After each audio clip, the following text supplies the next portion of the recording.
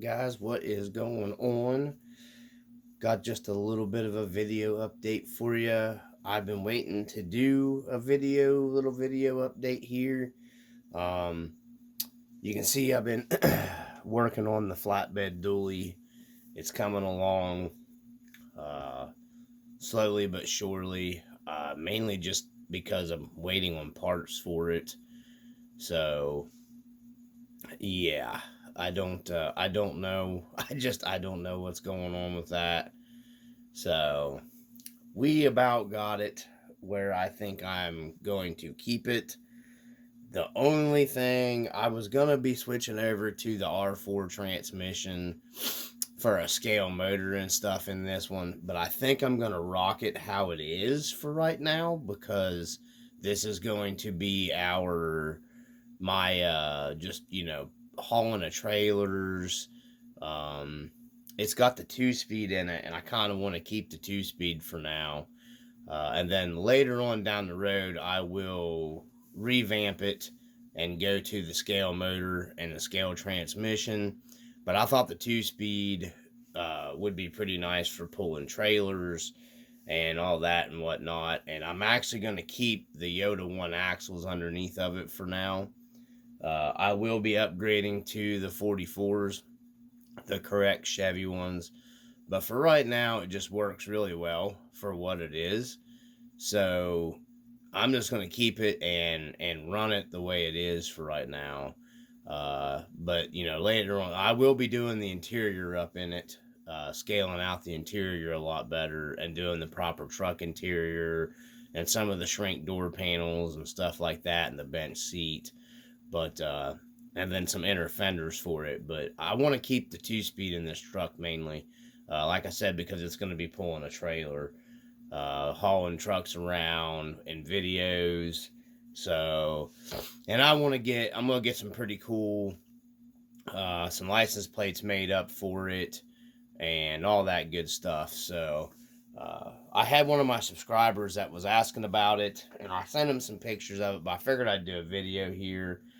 Like I said, I've been holding off because I've been waiting on some stuff to come in that still hasn't came. Because I have some winch stuff, because this thing's going to be heavily set up on a winch setup. So I'm actually going to be running this truck on a separate transmitter from everything else, because I'm thinking about it's going to have 2 winches on it, front and rear. The winch right now is set up. I hid the winch. It's set up in the rear already. I made up the fair lead mount, hid the winch under the bed. I did manage finally to get my shock part from RC Full Wheel Drive here. I had to modify a lot of stuff to get it in there.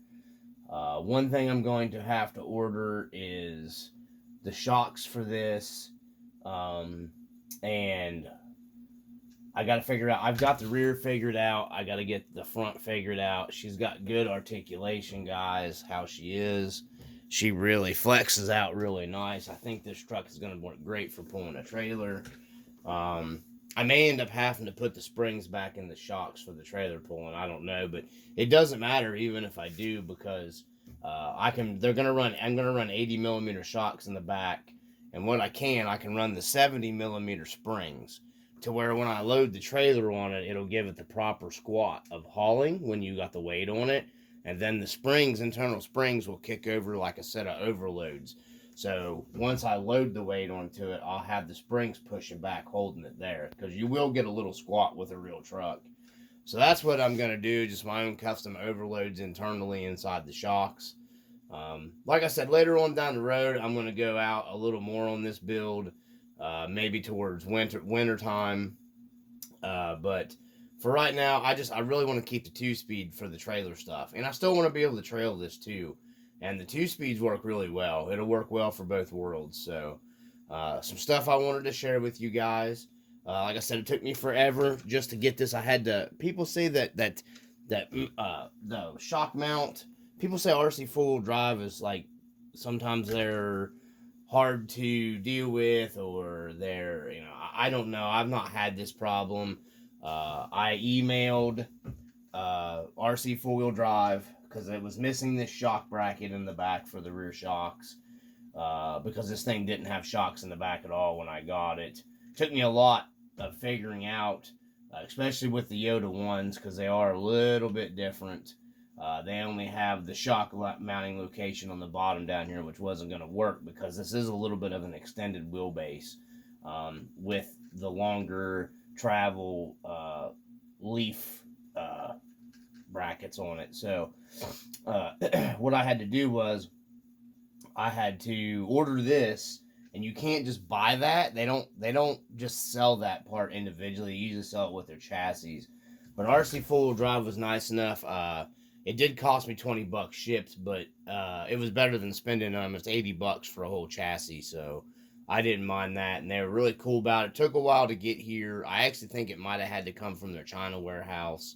I don't know. It did take it a while to get here, but I finally got it. Got the shocks figured out for it yesterday. I'm going to be running the premium Rancho shocks, the chrome-bodied, probably with the red shock boots on it, just because I got the red accents on the truck. I've got the red, emergency reflective tape on it. So I think that's where we're going to go with the chrome and the red. It'll match the truck really well. So anyhow, when RC four-wheel drive sent me the part for $20 shipped, they sent me some other stuff, which was really cool.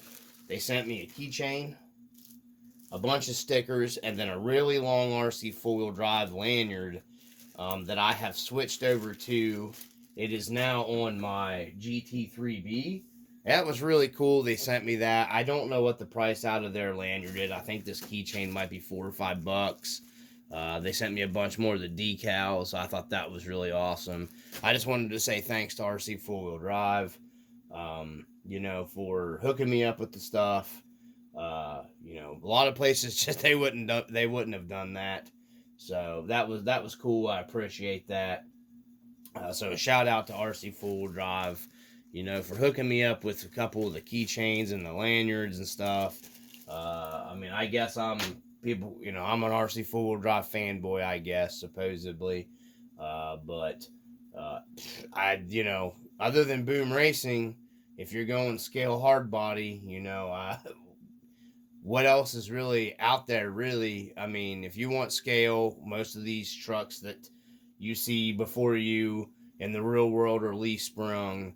I'm not saying nobody else makes scale stuff, but in my opinion, RC four-wheel drive and, boom racing are, if you want scale, that's the scale. I don't know what other company out there. I know there's Cross RC. A lot of their 1/10 stuff seems kind of big to me still. They make really nice stuff and everything, but I think they're closer to the category of like your Traxxas and your Gen 8s and stuff. Maybe I'm wrong. I don't know, but they seem like it. So these trucks seem more real to scale to me, but I did pick up the Boom Racing, another thing of these to have them.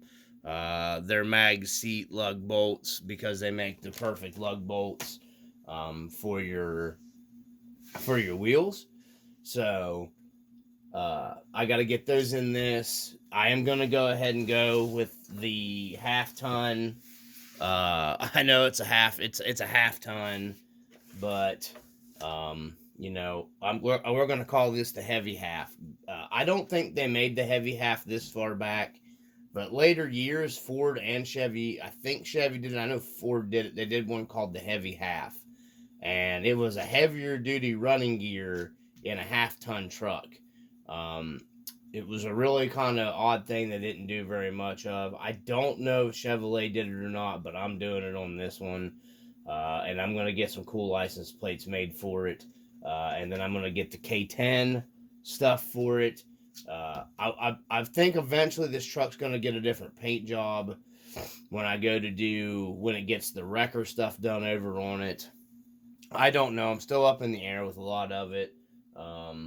And then we're going to do some emergency rescue accessories and stuff in the bed. Some tie-down stuff in the bed. I want to get some more winch accessory stuff for it. But yeah, the shut off on me, so I'm not sure where it shut off at. But we're going to be doing the West Coast mirrors on this as well. So we will be switching out from those to the West Coast mirrors. So anyways, guys, I think that was shut off because I was at the 10-minute mark. That's where we're at. I'm going to go ahead and grab I think I did this in the video before, but the subscriber was asking me about it. And we're going to put this dually over here because I want to get my scale lug bolts on. We're going to grab the other K10 here. This is the other project. Okay. I'll go over real quickly some things with the rust bucket K10, okay? We've moved along pretty well on it. I managed to get my front shocks here on it. It's got matching the Old Man Emu shocks on it, the Nitro Charger ones. That's the ones I'm gonna keep on it. We have got the Coma D scale engine in here. There you go. For the subscriber that was asking, it is in there. It's just, I kept this. I went with this engine in there because, just stock 350 style. And then I need to get a hold of him to see if I can get the accessory kits for the front of it.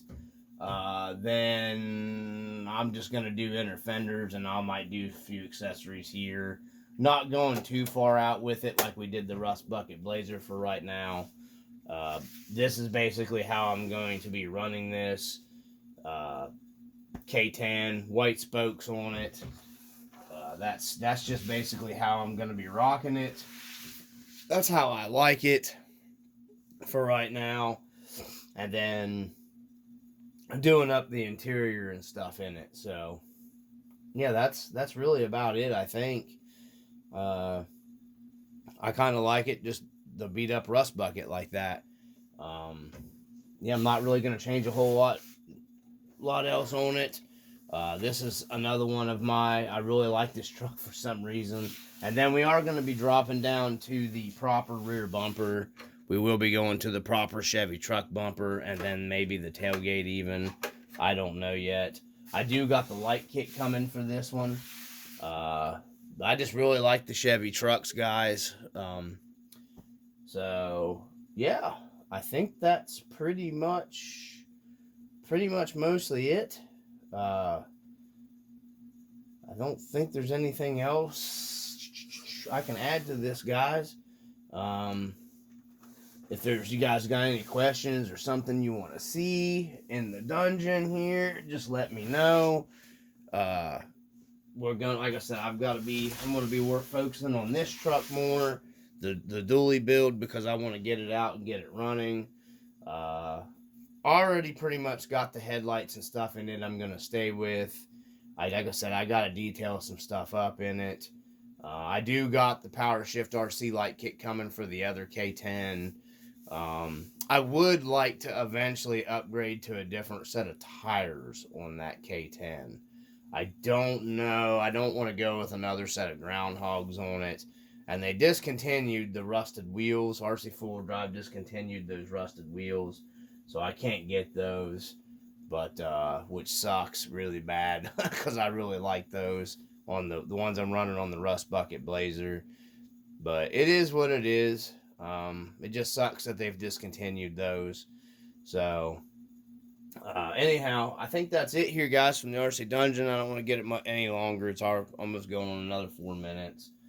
I think I've shared everything with you guys that I could share. So, from the RC Dungeon, like I said, if there's something, comments, questions, I appreciate the people that are subscribing and watching. I'm trying to spend more time and make some better scale videos. Hopefully, I think everybody's definitely, I've been getting more views on those other videos. So if there's something you guys want to see or something, that trail that I ran on the last video, I am going to be running more of my trucks there. I want to take the Marlin down. One of my subscribers mentioned about seeing the difference between the performance of the trucks. I can already tell you that my TF3 tore that trail a new one compared to the Red 4Runner. The Red 4Runner is decked out with A&M stuff on it. So it's got the highest clear skid plates and everything, man, with bigger tires. And just truthfully, the TF3 tore that trail up way better. So I can't see any of my other TF2s performing any better than that red 4Runner, since it's got the most ground clearance and all that stuff. So the TF3 really performed really good on that video, man.